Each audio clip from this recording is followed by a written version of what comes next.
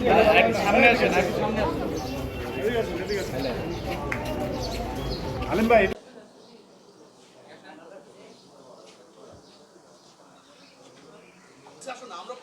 আসেন আসেন, সামনে আসেন।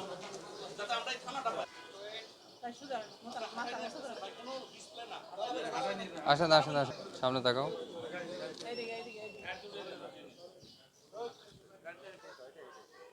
এদিকে এদিকে এদিকে এদিকে এদিকে এদিকে এদিকে। হয়েছে হয়েছে হয়েছে হয়েছে, আসা না না না না। গেলেন না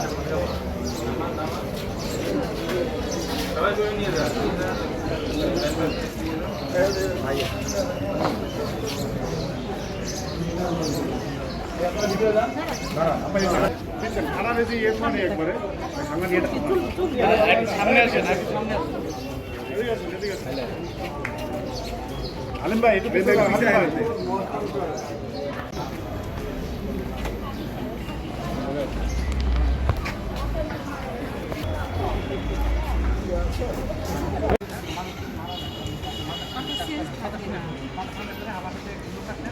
আমিনুল ভাই বয়স দেখো, আমিনুল ভাই বয়স কত?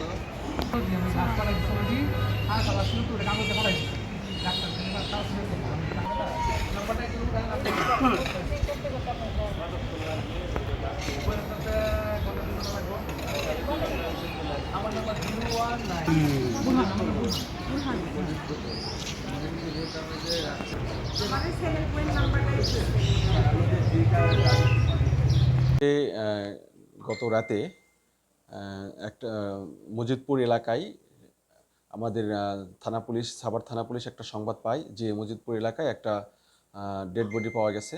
তো তাৎক্ষণিকভাবে পুলিশ সেই জায়গায় যায়। যাওয়ার পরে দেখে মজিদপুরের 5তলা একটা বিল্ডিংয়ের 5ম তলায় একটা পরিবার থাকে। সেই পরিবারের সাথে সাবলেট হিসেবে থাকে হলো আব্দুস সাত্তার, তার স্থায়ী ঠিকানা হলো সিংড়া নাটোর, এবং তার মেয়ে আশিফা সহ আরও 2টা মেয়ে ওই একই জায়গায় ভাড়া থাকতো।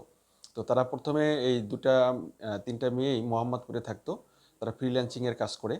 তো এখানে আসার পরে তার অভিযোগ যে হলো সে তার বাবা তাকে প্রায়ই রেপ করতো।